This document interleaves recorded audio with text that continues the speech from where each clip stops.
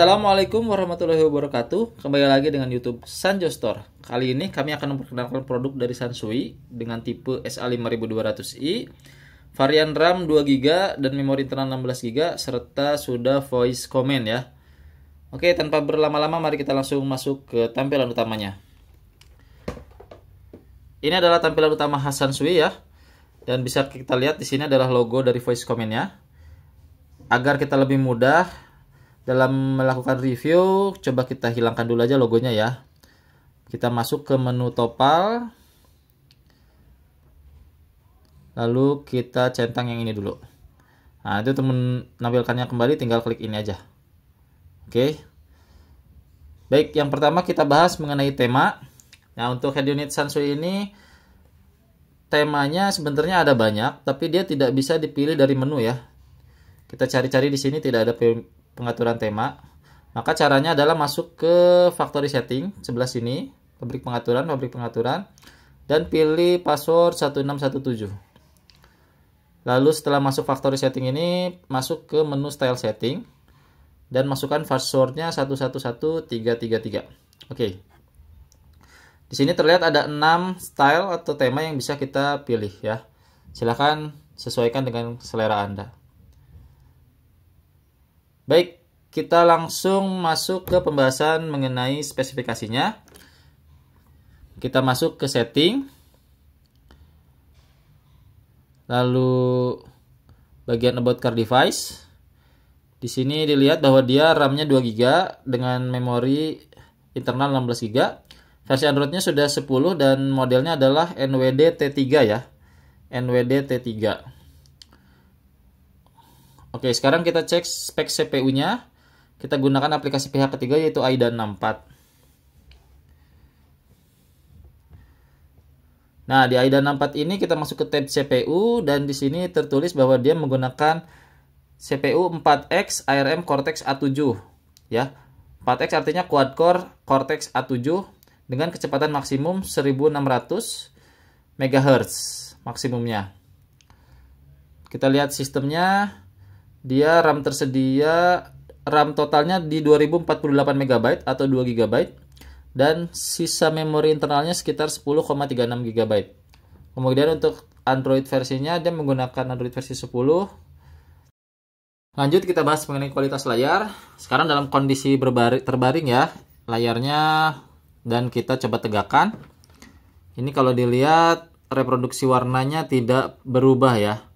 Sehingga jelas dia sudah memakai teknologi IPS.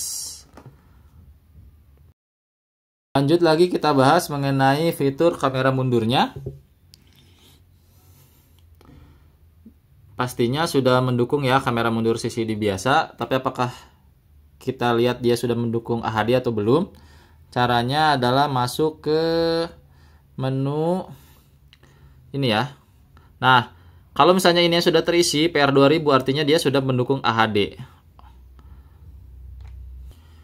Oke, lanjut kita bahas tentang suara ya. Kita coba masuk ke menu equalizer-nya. Nah, ini dia untuk equalizer-nya masih 10 band dengan preset yang sudah disediakan dan bisa kita pilih dengan mudah. Lalu dia juga ada untuk on off bass-nya ya, loudness-nya. Lalu yang pasti dia sudah bisa diatur volume masing-masing speaker, kanan kiri depan belakangnya. Tapi kalau misalnya dilihat di sini dia belum ada pengaturan seperti time delay alignment dan juga tidak ada pengaturan untuk cutting frekuensi, artinya dia belum didukung oleh chip DSP ya. Dia baru didukung chip equalizer hardware saja. Untuk amplifiernya sendiri dia sudah built-in ya, 4x50 watt dengan chip TDA 7388. Fitur mirroring dia ada ya. Jadi kita bisa hubungkan handphone kita dan gambar serta videonya nanti akan muncul di head unit ini. Tapi tadi handphone kita layarnya harus selalu nyala. Nah, kebetulan Sansui ini dia belum ada Android Auto, belum ada CarPlay juga.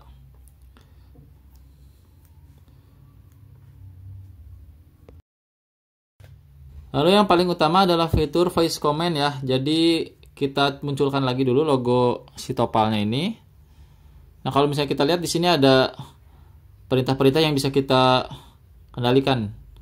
Seperti misalnya matikan layar, buka layar, buka musik, matikan musik. Oke, seperti itu ya.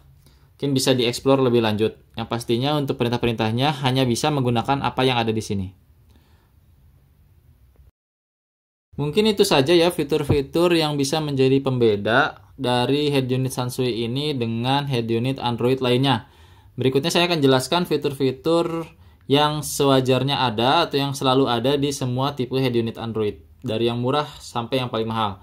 Pertama itu adalah fitur auto brightness. Jadi ketika kita malam hari, kita mengemudikan mobil dan menyalakan lampu utama, itu otomatis layarnya sedikit meredup dan lampu navigasi tombol di sebelah kiri ini akan menyala. Ini saya tadi kayaknya bilang navigasi deh, akhirnya mapsnya kebuka ya. Lanjut lagi kita bahas mengenai fitur Bluetooth-nya. Jadi di sini ada fitur Bluetooth musik, kita bisa hubungkan antara handphone dengan head unit. Lalu kita setel musik di handphone dan suaranya akan keluar di mobil melalui head unit ini. Lalu ada juga Bluetooth telepon. Kita bisa menerima panggilan telepon jika sudah terhubung dengan Bluetooth-nya ya. Lalu kita juga bisa berbicara dengan lawan bicara melalui mikrofon internal yang sudah ada di head unit ini.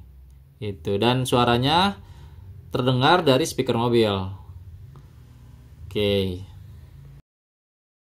Kemudian head unit Android manapun juga pastinya sudah mendukung steering remote ya. Caranya tapi harus disinkronkan dulu dengan masuk ke menu ini. Diklik aja mulai belajar, nanti ditekan tombol yang di mobil hingga warnanya hijau di sini, lalu tekan tombol di layar ini yang sesuai. Gitu. Nanti ulangi hingga semua tombol disinkronkan. Untuk entertainment, dia sudah ada radio. Radionya hanya mendukung FM saja ya. Dan dia juga sudah disertai dengan chip khusus radio sehingga suaranya dipastikan akan jernih. Lalu dia juga ada fitur untuk player musik bawaan dan player video bawaan. Ini untuk musik. Dan ini untuk videonya.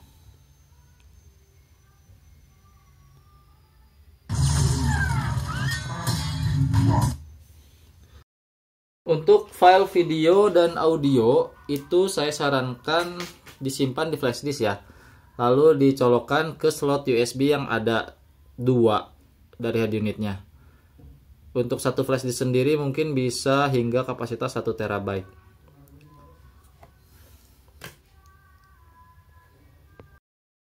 Kemudian jika kita ingin memasang speaker tambahan, ini ada soketnya, RCA out, right, left, dan subwoofer. Lalu jika kita ingin memasang perangkat video atau monitor tambahan, ini juga ada soketnya untuk video out. Lalu ada juga soket untuk aux in, suara in, line in. Juga ada untuk ini ya, amplifier control. Ini untuk mengendalikan amplifier, ampli. Segitu, dan di sini yang beda mungkin ada soket untuk mic ya, mic eksternal. Dan pastinya karena ini adalah head unit Android yang fungsinya untuk navigasi, ada juga sensor GPS tambahan ya. Ini wajib dipasang agar pada saat bernavigasi menggunakan aplikasi Maps, si mobil penandanya itu bergerak gitu. Kalau tanpa ini dia nggak akan bergerak. Karena ini adalah head unit Android, pastinya kita bisa install berbagai aplikasi melalui Play Store ya. Dan saya akan coba menjelaskan beberapa aplikasi yang mungkin wajib dimiliki di sebuah head unit Android. Yang pertama tentunya adalah aplikasi navigasi. Saya sarankan gunakan Waze ya. Dan buat Waze ini sebagai default. Caranya masuk ke car setting. Nanti dari car setting itu masuk ke menu pengaturan perangkat.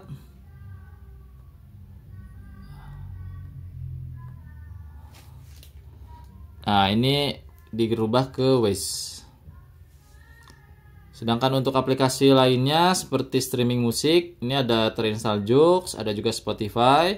Lalu untuk streaming video ada YouTube yang populer dan ada juga Netflix. Nah, tentunya aplikasi-aplikasi tadi itu butuh koneksi ke internet. Oleh karena itu dia pasti sudah ada konektivitas WiFi ya. Tinggal kita konekkan ke handphone yang sudah di hotspotkan. Atau kita beli modem dan kita connect ke modem tersebut. Tentunya fitur lainnya yang sangat membantu adalah split screen. Caranya mudah, tinggal pencet kotak ini atau tombol recent apps. Lalu kita tekan aplikasi yang akan kita split screen-kan hingga ada kotak pembantu di sebelah kanan dan kiri, lalu kita geser saja ke kiri atau ke kanan. Jadi misalnya anak-anak di sebelah kiri bisa nonton video, kemudian kita di sebelah kanan pengemudi bisa melihat Waze atau Google Maps ya. Ini juga bisa kita geser sehingga dia 30% 70%. Halo teman, aku Bo. Hari ini kita belajar ABCD. Baik, sedikit membahas mengenai navigasi ya di head unit Android. Ini sebelah atas ada navigation button, sebelah kiri juga ada capacitive button. Lalu yang tombol paling atas ini gunanya bisa untuk mute, dengan mencet sebentar saja maka suara hilang. Tapi kalau misalnya ingin layarnya gelap dan suaranya hilang, itu ditekan lama aja, dia jadi off. Untuk menghidupkannya kembali tekan lagi. Nah, namun jika kita ingin hanya mematikan layar saja dengan suara tetap ada gitu, kita harus masuk ke menu di sini, ada layar off. Halo Nah, ini suara tetap ada tapi layarnya gelap ya.